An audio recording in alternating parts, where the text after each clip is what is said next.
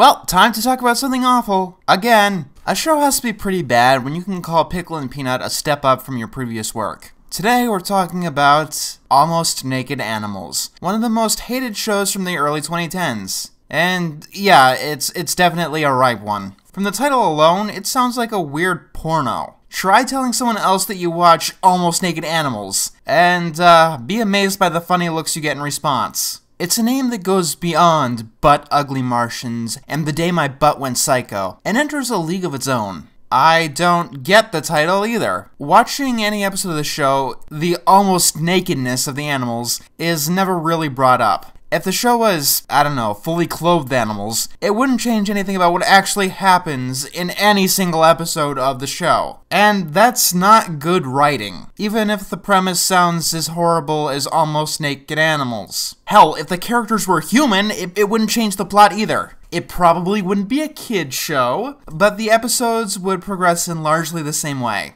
But the reason that it's called Almost Naked Animals is pretty clear on the face of it. Kids like underwear, right? So let's make all the characters wear only underwear. And they like to say naked because it's kind of a naughty word. Unfortunately, I don't think they look through the implications of what they had just done here. Many animals look flat out disturbing without their fur, as they fall square into the uncanny valley. Yeah, according to the show, almost naked means without fur and without feathers too. There's just something about flesh in a non-human shape that just doesn't look right, and as such, many of these characters come across as slightly disturbing. According to the intro, I guess the reason that everyone is in their underwear is because they're at a hotel and relaxing, but that's a very flimsy excuse. But that's our premise for today. Let's see what the show is actually about. I mean, if they're not going to use the premise at all, it technically means that we could be getting anything. We might even get something good, right?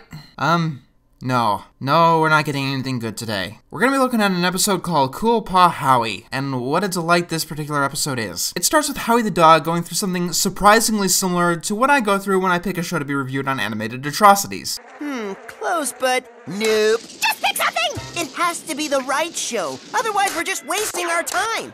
Howie comes to the Open Fridge channel and is excited because it's Mustard Week. And immediately we see the problems with this show's comedy. Like, literally all of the problems with this show's comedy is packaged into this one joke. Every joke from the show feels like it's coming from an alien that doesn't really understand how humans work. Now, it's not a unique brand of humor. That kind of comedy usually happens when an adult tries to write for kids while never meeting one in their entire life and knowing nothing about kids whatsoever. It's random and weird, so it must be funny, even if there's absolutely no logic to it. There's an art to making weird comedy. It's pretty much a dead art, but it's an art. Howie comes to a commercial.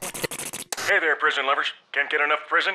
Why not turn your private home or business into a real, live prison? Yeah, the plot is kind of like that too. Howie wants to turn the hotel into a prison for no reason. Like, I'm not exaggerating. There's literally no reason. He doesn't even say he thinks it would be a fun idea. He just wants to turn the hotel into a prison. I don't get anything about this. It's like all we're getting is a punchline. Imagine someone just walks up to you and randomly says washing machine and expects you to laugh. That's this show. There's no reason for Howie to want to turn the hotel into a prison, and there's no reason that a business would want you to turn your homes or businesses into a prison. Even in comedy, the characters need a motivation for doing something. It allows the audience to connect to what's going on. Imagine this scenario. Someone in the hotel was stealing things, so that's what sparked Howie to turn it into a prison. That would work a lot better because there's a sense of logic. It is highly exaggerated, but that would make it funny. It's not just throwing random words onto a page. The guy who decides what can become a prison comes in, and he's almost naked too. So that kind of shoots down the whole, only the people who stay at the hotel are in their underwear theory. It's a good thing that the show doesn't really have a premise. They'd probably deviate from it 2 episodes in.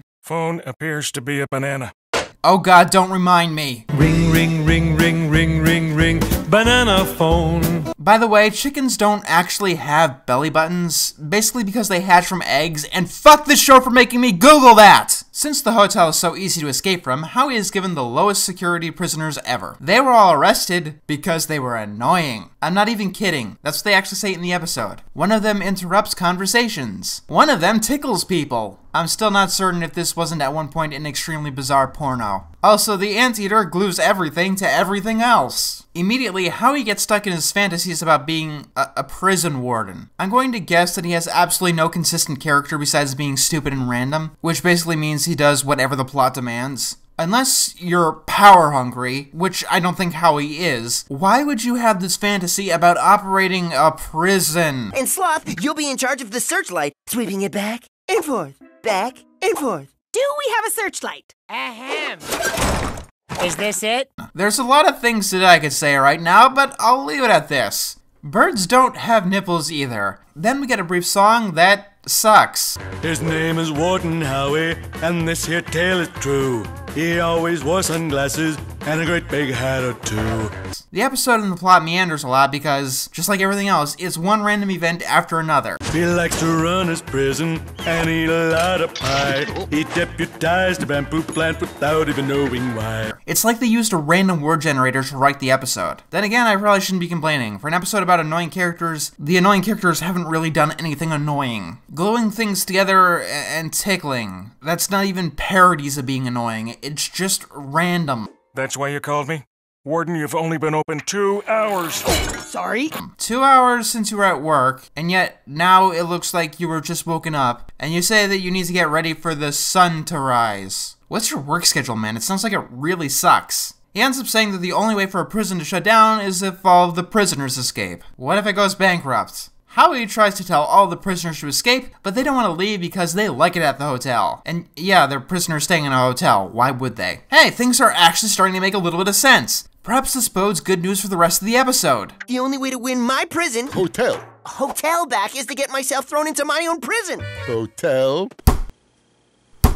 You had me, and then you lost me. You lost me forever. I do not understand. You know what? Let's just leave it at that. I do not understand anything. When you get down to it, Howie has to do annoying things to get thrown into prison because potatoes. Just potatoes. Unfortunately, any of the annoying things that he does aren't illegal. Why, if you're going to make annoyance illegal, why make certain except maybe I should stop asking questions because the show is hurting my brain. Howie does things like throw pudding on his friend. You know what? I'm gonna consider that assault. Then he pokes the air out of someone's inflatable raft, letting them fall into the water below. Well, that's a count of attempted murder, because, you know, it might actually be funny if Howie overshot his mark and ended up in, like, a real prison. Comedy is more than just being random. It takes a lot of thought and a lot of effort. A strain of logic. A good portion of comedy is from subverting expectations, and you can't really do that when your audience doesn't know what to expect at all. It takes a lot of control to get comedy right. This is the comedy equivalent of a horror movie that's nothing but an hour of jump scares. So Howie goes and spoils the ending of a movie.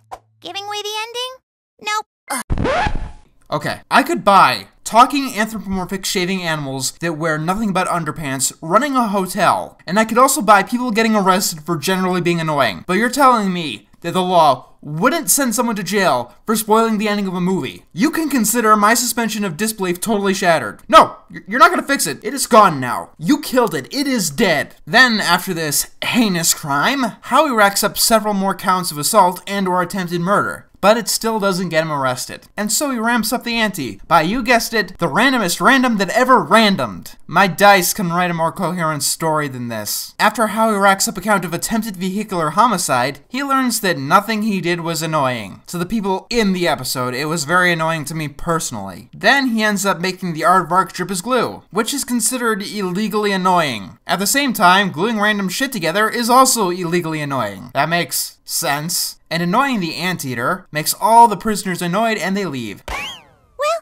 I guess everything's finally back to normal. Well, he technically is a criminal now, technically in a prison, so I guess he deserves it, maybe. Wait, if all of the prisoners have to escape for the prison to shut down, doesn't that mean that Howie has to escape from his own hotel now? Why am I asking questions? This is stupid. Yeah, if you haven't guessed it, this video was edited by yours truly. As I said, things are a bit hectic right now, but I didn't want to go like 3 weeks without uploading a review. That's not something that was taken down by Fox 2 years ago. Hopefully things will settle down soon, and maybe things will go back to normal. Well, technically, in this video, things are back to normal. Hey, when things change for a while, and then they go back to the way they were, which one is actually considered the normal?